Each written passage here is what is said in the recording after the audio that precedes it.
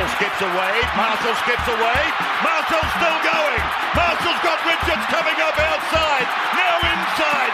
Arsenal have gone through an entire league campaign without losing. Bennett and the Dragons win the grand final.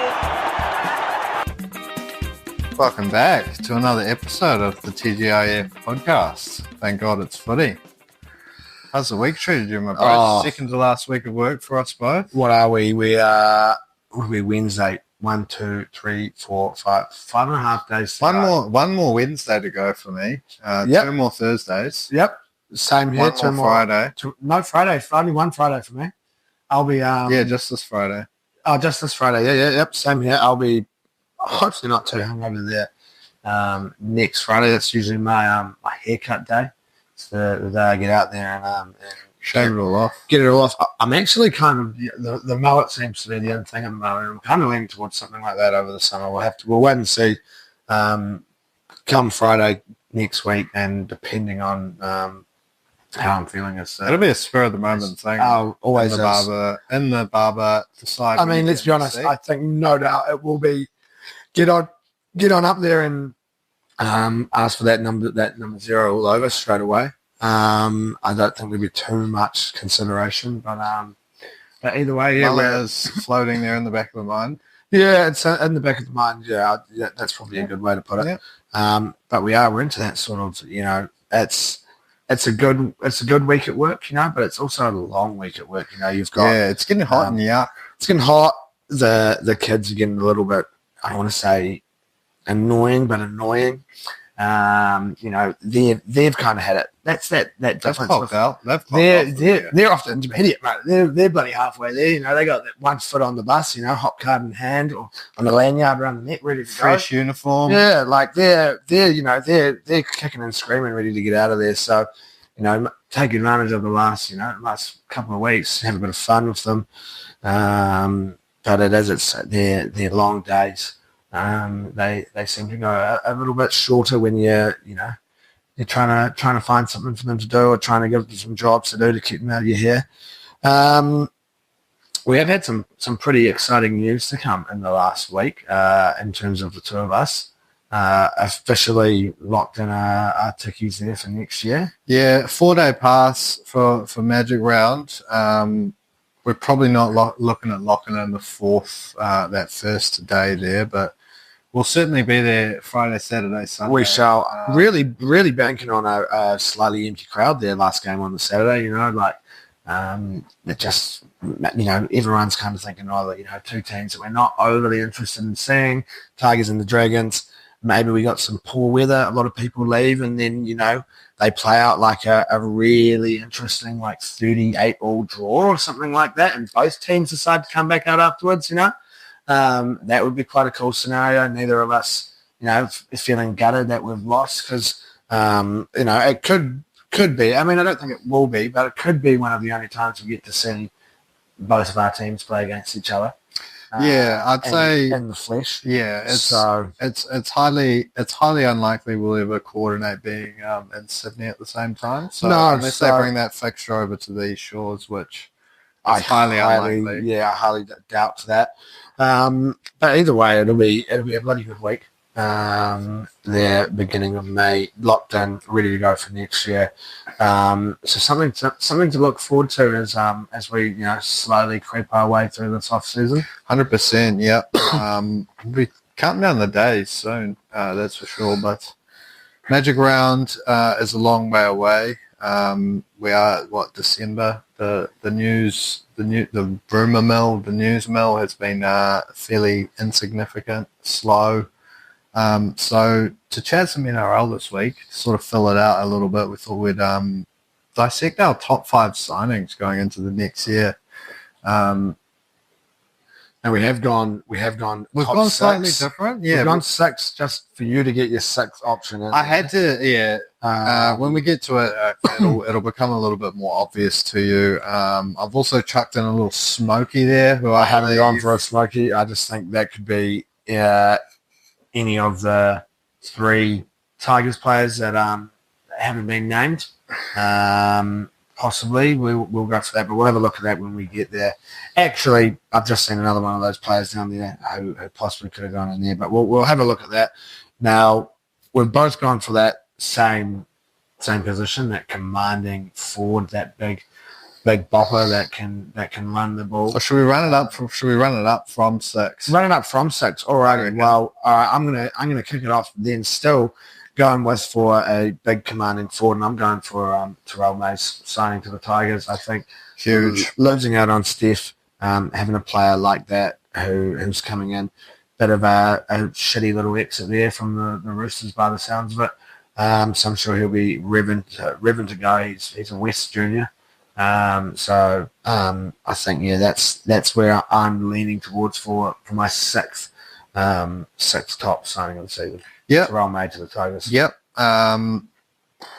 West was he there at Magpies for a year or was it 2 years? Magpies, at least a year. Yeah, I know he was there, but yeah, back linking up with a few of his brothers from the Penrith days as well. Some of his close mates. Him and his brother, well, not so much him, but his brother had premiership success with there. So, yeah, huge one for the Tigers. I've also gone close to home with the Dragons signing, and it's the big one, Gutho. Yep. Huge signing, I think, not only just for what he'll bring on the field, but hopefully a little bit of a shift in mentality for a few of those youngsters coming through, and perfect sort of mentor for Sloan. Like Sloan's got all the attacking ability that you could ever ask for, but he sort of needs to sort it out defensively, and I think Gutherson's probably up there in your defensive fullback, defensive fullback.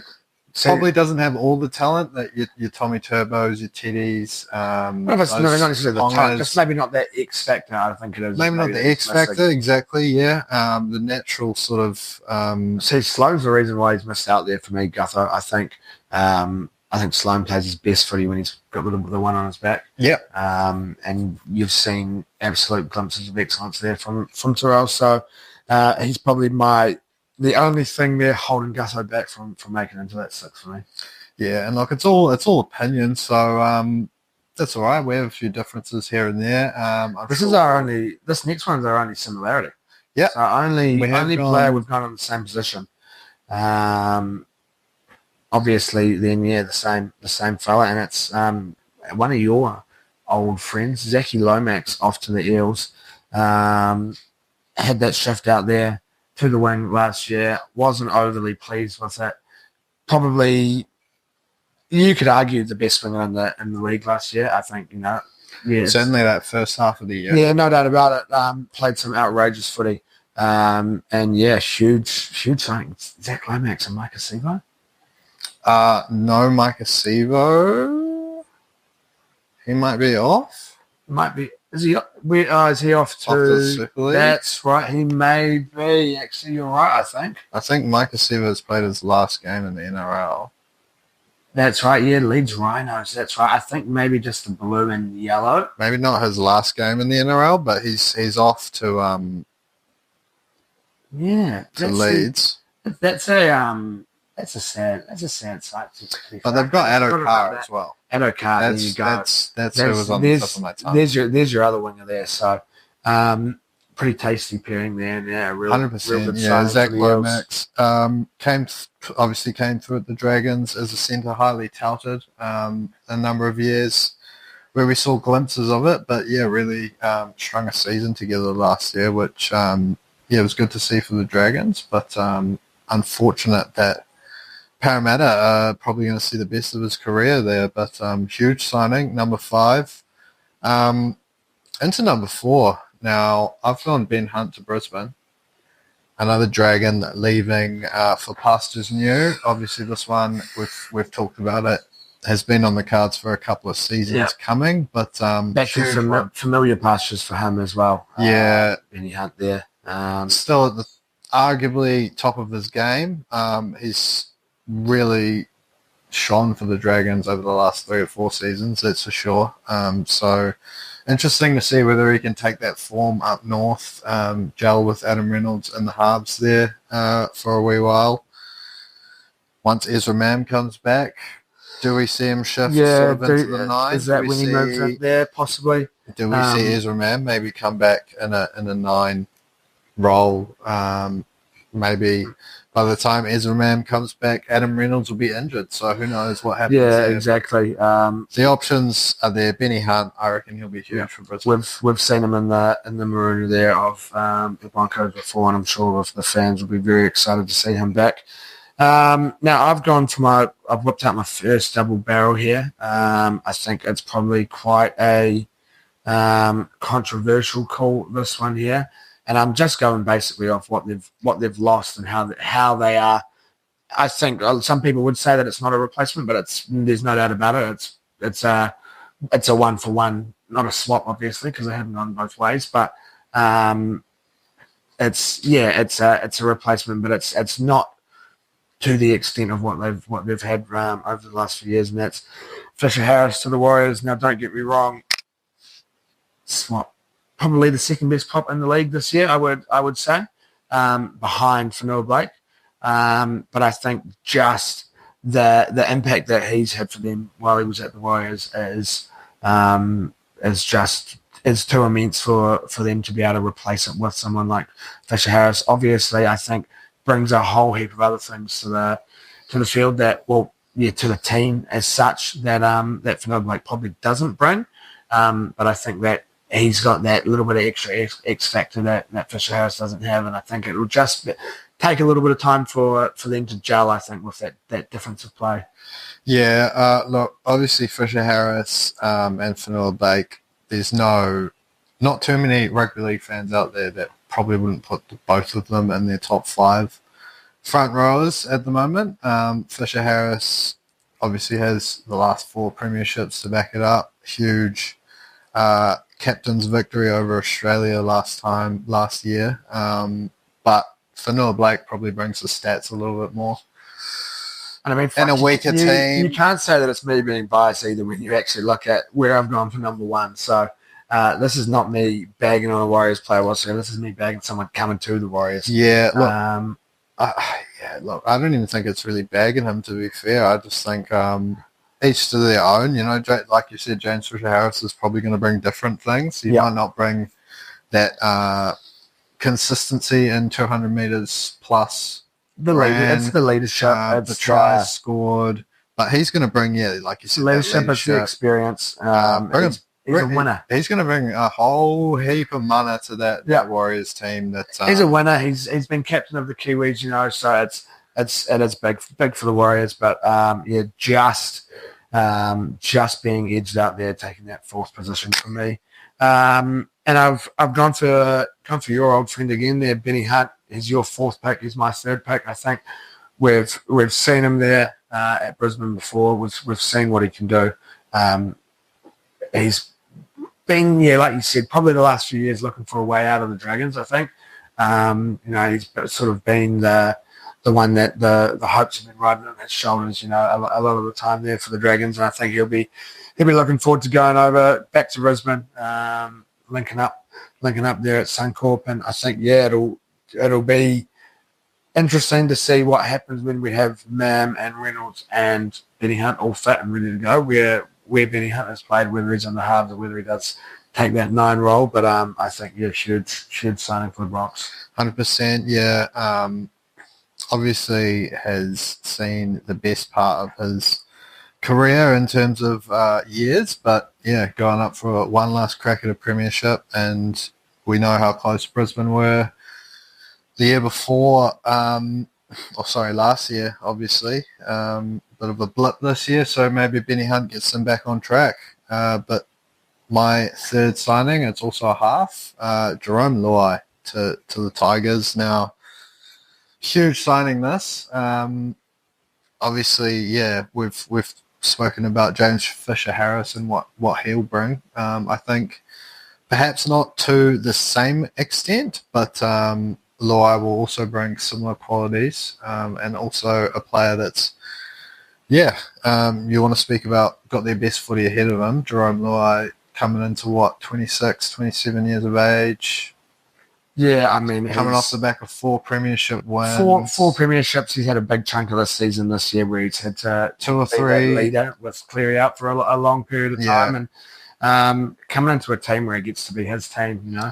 Yeah, we've seen him do it for Samoa at the World Cup, and did it with some aplomb there. But yeah, interesting to see how he goes about turning this West Tigers side around with young Lockie Galvin as his understudy. It's going to be it's interesting, tasty looking pairing. There's no doubt about it. And I think I well and truly agree with everything you've said. And for that, he's taken my number 2. We've been calling out for someone to come in and sort of lead that team around from the halves there. And I think having Luai to come in, pair up with Lockie Galvin, teach him the ropes. I don't think we've got the best spine in the league, like Shane Richardson's gone out there and said. I think we are very far from it, but I think it's a very, I want to say, appetizing is not really the right word, enticing spine there of Buller, Lockie, Luai, and Uppy there. I think it's, there's, I think a lot of teams, you'd be silly not to think it could do some damage. Yeah, no, it's a very healthy looking spine, which is, where you want to start.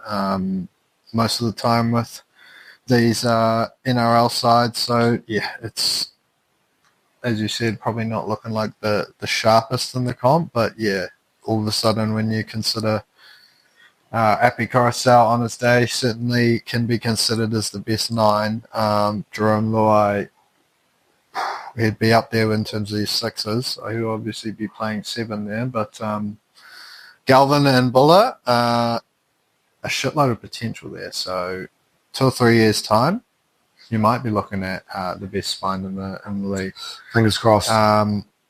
Possibly not right now, but Luai, huge signing to West. My second, number 2 on the list, AFB to the Sharkies. Now, we've spoken about him a little bit just before, but he's a huge numbers man. I think he's exactly what Cronulla need.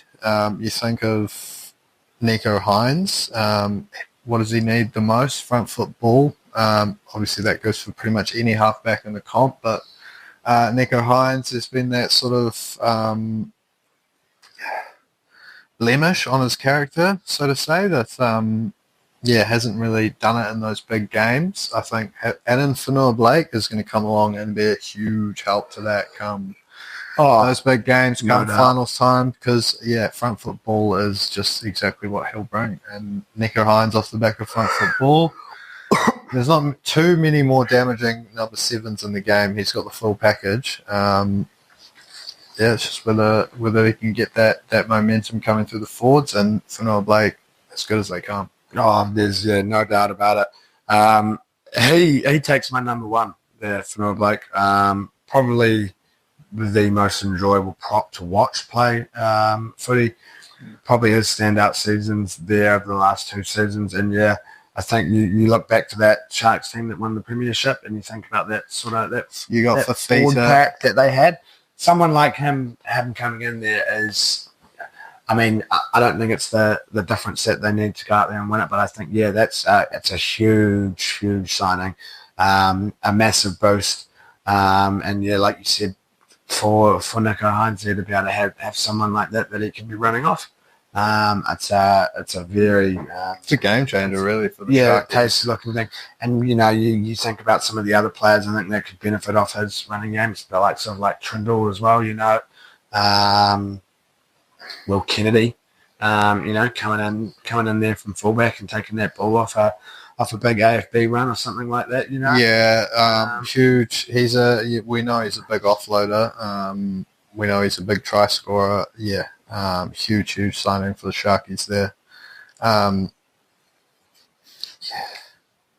think probably the only thing you might sort of raise an eyebrow at is the fact that it is 2 consecutive clubs he has asked for releases from now.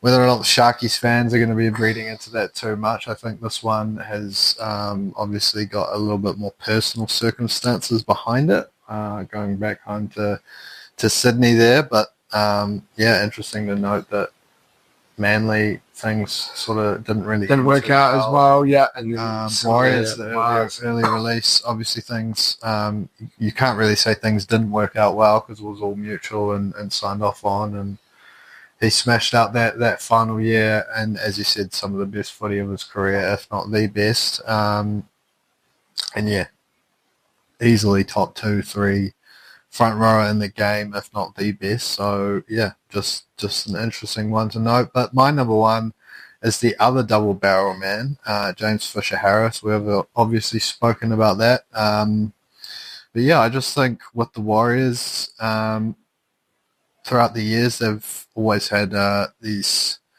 sort of talented young players coming through who, yeah, seem to have a good couple of weeks or a good week here or there, but possibly don't have the consistency or the mental side behind it as much as the skills of the game. But James Fisher-Harris, I think he's going to just be front and centre of a huge culture shift for the Warriors there. We sort of saw it with Webster coming in last year.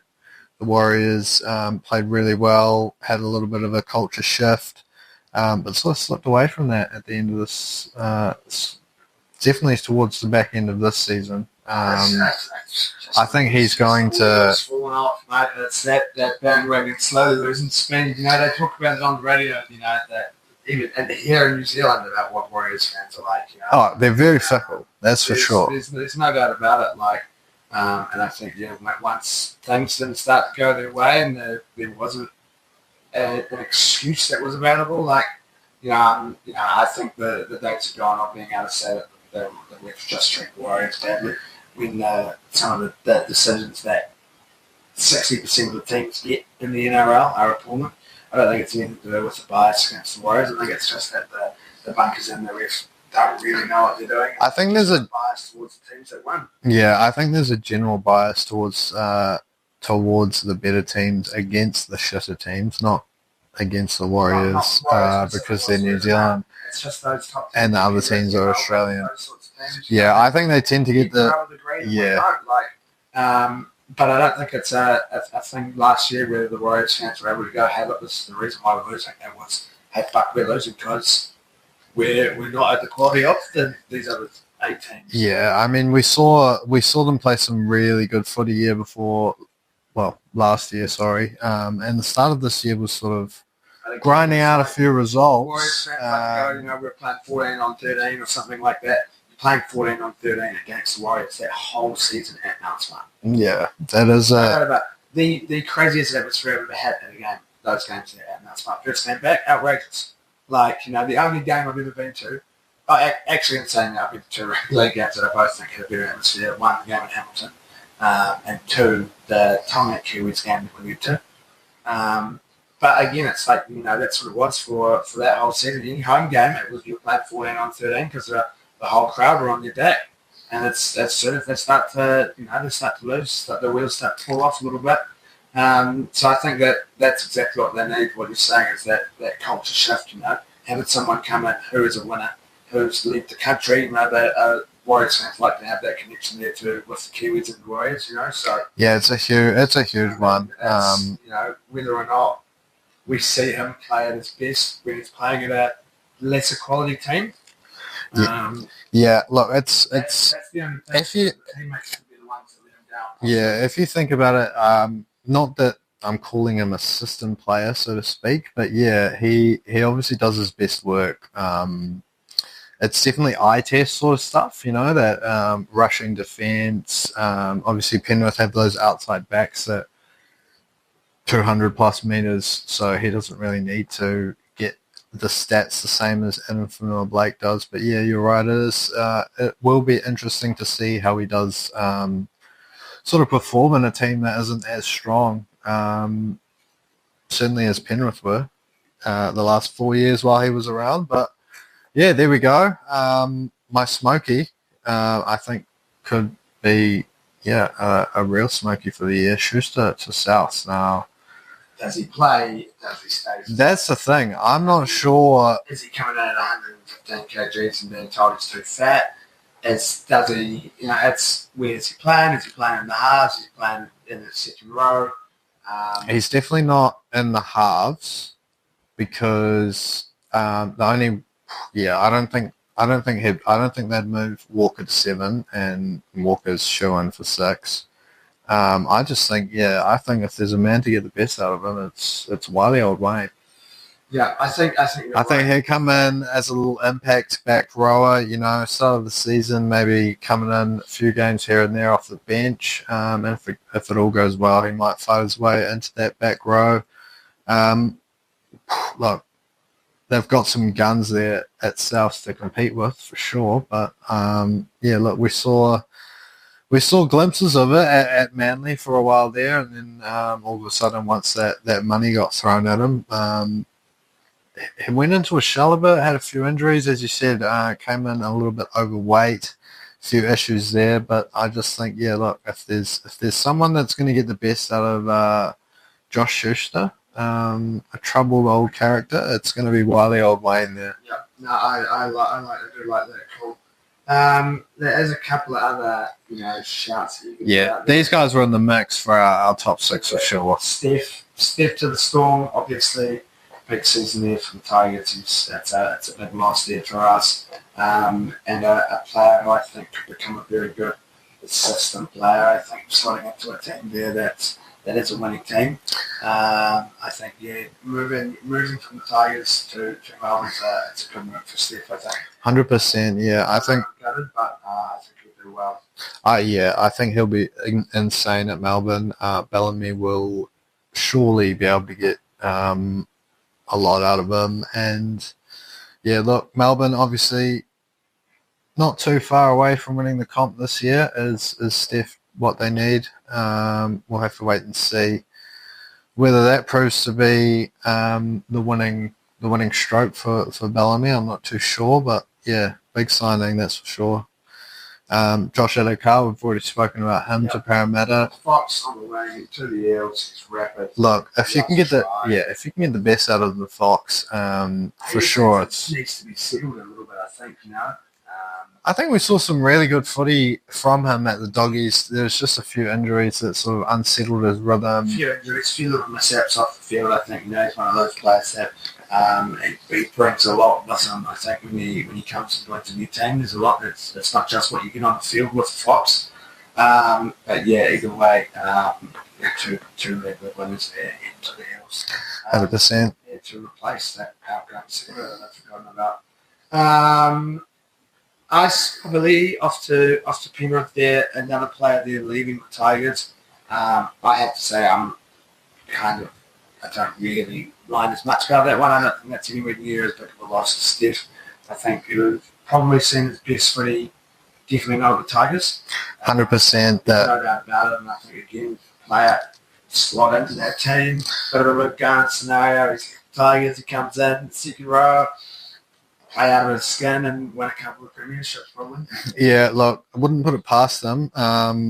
Going to Penrith, obviously slotting in beside maybe Nathan Cleary there and bagging himself a pretty handy try-scoring season off the back of that. We saw he was pretty handy at Parramatta when he was going off of Mitchell Moses. So, obviously things didn't work out the best for Wests or Ice there at the Tigers, but both parties, all three really, Penrith as well, will probably be pretty happy with this deal. But I just think he's gone along to a team where he can probably look to rediscover some of that better footy that got West Tigers fans excited in the first place to pull off his signature. A couple of further signings for the Dragons there, obviously Val Holmes and Damien Cook. Probably not as headline acts. Val Holmes, I think, is a big signing. Goal kicker to replace Lomax as well. He was one that I was leaning towards there for my sort of six there. But I don't think Cookie getting over as big of a thing at the start. We've just seen Jacob Whittle probably have his best season that he's had in the NRL. I mean, absolute wealth of experience there. There's no doubt about it. But again, a player we've probably seen his best footy 2-3 years ago. I think last year definitely not what you used to seeing of Damien Cook? Yeah, look, I think Damien Cook coming to the Dragons it's yeah. If we can rediscover any of what we've seen from his prior couple of seasons, we'll be hoping to roll that clock back a little bit further than just last year. But yeah, I think the key is whether or not we can get him some front foot ball, because with the speed, it seems to be sort of his main attribute there. If we can't do that, he's not going to be the crafty playmaker off the deck, the likes of Appy. So interesting to see how Flano utilises Cookie and Little, which way he goes with that. I'm sure they'll get some rotation going. One will be in the 9, the other will be in the 14. Not exactly so. Whoever we see starting there, we have to wait and see. Come the start of the season, but yeah, plenty of tasty looking signings there, no doubt, and lots to be excited for, I think, for many a team there next year. Now, couple of games we've had over the last week or so. We kicked it off there with a lovely, a lot of people would say it wasn't. I would say a lovely 2-0 win there against United. There's no doubt about it. Getting a win up against them, it's always good. Whether it's from 2 corners or not, I couldn't really care. I mean, it's not the best scenario to be in at the moment. We're I think we have 1 expected goal from open play or something like that in 5 games or something. But hey, we're not really conceding too much, so you take it. But to then only come away with a point from the game against Fulham, I think it's. I mean, a lot of people say it's too early to be given the title or anything like now, but I think that's out of the picture. There's something drastic happens. Yeah, look, you're sitting at 6 points behind Liverpool with them having a game in hand. So they're going to have to lose that. They're going to have to lose another. And then we're going to have to beat them at Anfield just to draw level with them. We need them to have some injuries. We probably break a leg. Yeah.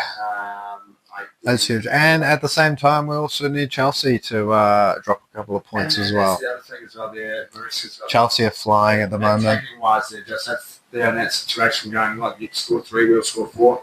Cole Palmer's going to come out there. Cole Palmer, Jackson, they're in the form of their lives. You look at all their attacking players, their goal contributions is pretty crazy. So you're right, it's 2 teams there that we need to have them drop some form. Yeah, look. We need to turn it around. We can't just be scoring goals from players. To be fair, as they always say, you don't win the title by Christmas. You can lose it though. We are doing our absolute best to go about that. But I suppose mathematically we are still clinging on with a little bit of hope. As you said, probably didn't offer much from open play, but 3 goals from corners. Not the end of the world whatsoever, particularly when you are, as you say, beating United 2-0 in front of your home fans. Probably not a lot of sweeter victories for many Arsenal fans, particularly those of our age that have pretty much just seen United dominate us our entire lifetimes. Obviously not up to that these days, but yeah, a good 2-0 win. Very disappointing up against Fulham, you have to say, on the score, but in hindsight it was a pretty good overall performance. Just didn't have that finishing edge that we might have needed. Calls back to the talks people keep saying about whether or not we need a striker or not. I also think we probably needed another, either a couple of wingbacks or a couple of those wingbacks to not get injured, because as soon as we play Thomas Partey and right back, Saka seems to get shut down a little bit too easily. Just wasn't a free flowing performance in terms of putting the ball in the back of the net. But we've still got a couple of games to come in the week, starting off tomorrow morning up against Monaco. Yep. Back into the Champions League, we saw some games kick off. 7th versus 8th, I think this one is. Yeah, it's they're in a pretty close position there at the moment. Monaco, they're not in the worst vein of form. 3 wins and 2 losses in their last 5. They just lost there to Benfica last time out in the Champions League, so you'll be hoping to bounce back with a win. Not a team we come up against very often. No, just the one competitive fixture, the old two-legged 2015, what was it, round of 16, I believe that one was. Must have been. Yep, round of 16, a few years back now, that away goals. Kondogbia scored one from about 35 yards. Was it the following, the year after we got knocked out by AC Milan, was it? Or was it a few years prior, possibly, I'm thinking? I think we were at high school. Year 11 or year 12. 3-0 up inside 20 minutes. And then couldn't score another one. Yeah, so we're going way back. That's scoring a goal. Yeah. But yeah, it's a game you'd hope that we go away and take 3 points in. Probably now the tournament that I kind of, well, let's say the one I want to focus on, but it's like, hey, I want to see us do well in the Champions League, finish top 8. I think there's no reason if we can, if you look at last year's form, we were last season's form at the beginning of this year, we were pretty unstoppable. Don't think we dropped too many points there. If we can carry that into a Champions League run, no Real Madrid involved, potentially, Man City not looking the best. PSG completely out of the equation. So you're looking at a couple of strong German teams. Chelsea obviously not in the mix, so it's probably only Liverpool that you'd be a little bit nervous about English opponents. I'd say they're the favourites to go on and win it this year. But yeah, it's a game. Hopefully we come away there 3 points tomorrow morning. I believe our second to last game in the Champions League this one. We've got one more, maybe two more, third to last. But yeah, then we away to Vincent Park, I believe. No, at home, I think. Home. Either way, we're home to Everton, I believe. Maybe get a little bit fresher and that ready to go after having the game called off there. I hope to even it's away Sunday. Having their game called off on the weekend completely derailed my fantasy team, losing Solars. What happened? Just bad weather. Yeah. There was a flooding and all. Yeah. Of some sort there. But yeah, they're coming in fresh. They're in a weird sort of patch at the moment. They're obviously the last two, basically post David Moyes. They've struggled a little bit, I think Everton. But yeah, they've had 2 wins, 2 draws, a loss. They've had a 4-1, they've had a 4-0 loss. For a while they're struggling to score goals, really up until that 4-0 win, I think. So, it's an interesting one to see which way that game can go, what sort of team we come up against, I think. Yeah, I think it was, Sean Dyche's first game in charge when they picked up a 1-0 win a couple of years ago over us. Yeah, I do remember that. I think it might have been his first game in charge, might have been his second game in charge, his first win, but look, apart from that, we've been pretty strong against Everton, winning the other 4 of the last 5. A little bit of a weaker run throughout the COVID years there under sort of the start of Arteta's reign, but look, it's a game that we certainly want to be coming out winners if we are any hope of maintaining those slim hopes of keeping in touch with Chelsea and Liverpool. But as you said, it's been a bit of a mixed bag for Everton, so who knows what you're going to get on the day. Probably not going to ship 4 past us, I don't think. If they are to get a win, it's probably going to be one of those typical Sean Dyche performances. Calvert-Lewin has himself a day, bagged himself a couple of goals, and they're really organised defensively. But fingers crossed Arteta has something in mind for the week to come, because apart from those corner goals, which is down to what's his name, Nikola Jovic? Yeah, is that his name? You've lost my opinion. The set piece coach, the bloke who always sits, he always stands up. I'm sure his name. It's real close to Jokic. There's also a Serbian basketball player called Nikola Jovic. Yeah, Arsenal set piece. So, Nicholas Jova, German. Yeah, ideal scenario, Hopefully, it's a bit more than Nicholas Jova Yeah. and then the boys' ears over the week. Ideal into the week for me. We take a win there tomorrow morning.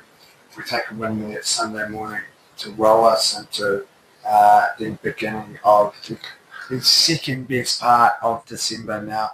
The best part of December is the breakup of work. So friends and family, Christmas should probably come first, but I think that holiday. You can't spend time with your friends and family without being on holiday, so that's got to come first. And a lot of people probably view this as their Christmas, but the PDC World Championships that kicks off there Monday, so it'd be a great way to start the week now. I kind of liked you last week, except that there wasn't anything on. We had the WDF. Okay. Champs, and I've spoke about that before, sort of being like that second run tournament, kind of like your Europa League, I guess, of the PDC. We did see Ben. No, we didn't see Ben this time around. We saw, who did we see from the Kiwis? I can't remember off the top of my head. But we did have a couple of women do it quite well. We had Nicole Reno. She's, I think, made the top 8 for the women. Okay. And because the women don't Okay. have PDC World Champs, and they've got this strict rule, you can only play in one World Champs in a year. So like Bo Greaves, not World Champs this year, she chose to go back and play the WDF Women's World Champs. Right. She won that. And from that, can't play at in the PDC, which I think is not silly. But I think they've either got to give them a Women's World Champs at the PDC or just allow it. Allow them to play in both, I think. Well, do they have women's tournaments for the PDC? Not for the... Because isn't it pro darts? They might only be ranked through the WDF. I'm not entirely sure there. But either way, I do think we're set to have the first transgender darts player at the World Champs. Okay. Interesting. Noah Lynn Van Leuven or something. A Dutch female transgender player there. But either way, it's a big, 2 to 3 weeks of darting action. Obviously, starting before Christmas, running up after Christmas as well into the new year. But it kicks off for us. It's the only hope there that we've got. I'll be up there Thursday morning. I think it's the second or third game off. You're probably looking at like a 9 o'clock, 9:30, somewhere around there next Thursday. So it'll be last day of work for me. I'll be in the couch probably watching some sort of movie while I'm doing my last bits and bobs, and I'll be sitting myself down there for at least half an hour, checking on the screen and hopefully seeing Benny Rock take the win in his first round matchup up against Connor Scott, and they're teeing up that Oceania battle up against Damon Ida. But really good matches. A lot of the big names obviously not coming in until round 2. Yeah, because it's all seeded, yeah. Yeah, those seeded players. And you get to see a couple of them early on, like they do it in that weird sort of way. You'll have 3 group games in a session, and then the winner of that first group game play their round 2 match on that same night. So I know, I think it's Thibaut Tricot and another player are playing in the first game of the World Champs. Whoever wins that, is it Joe Comito, I think, the Aussie? Whoever wins that plays, or Jermaine Watermaiden, maybe, I think it is. I can't remember off the top of my head, but I think it's Joe Comito and Thibaut Tricot, Aussie versus French in the first matchup, and the winner will play their second round matchup in that first night. So it is a slightly unusual setup there, but that sort of that first round there does take up a wee while, obviously, for the players out there. I think you'd be silly to go past either of the Lukes. I think Harper is probably the most consistent, and Luke Butler probably the best. But we can't see them in the final together. It's the furthest we can see them come up against each other is the semis, which is something I would like to think I'll be looking forward to. I don't see either of them lose before then. and it will just be whoever can make their way from the other side of the draw, and whether or not they can topple one of the weeks there in the final. Come what? Second week of January, I think it is. It's nearly a whole month, I think, of darting action there. So, plenty to watch, plenty to get involved with during the time you're going to have to be at work. So it's perfect. That probably wraps us up for another week. So as always, if you've made it this far, thank you for listening, thank you for tuning in. Remember to get involved in all your socials, give us a like, give us a 5-star, subscribe to the body. Enjoy your week ahead, enjoy whatever sport you may be getting involved with. If you haven't done, do it responsibly. Yeah, we sure will. See you then. Marshall skips away. Marshall's still going. Marshall's got Richards coming up outside. Now inside. Arsenal have gone through an entire league campaign without losing. Bennett and the Dragons win the grand final.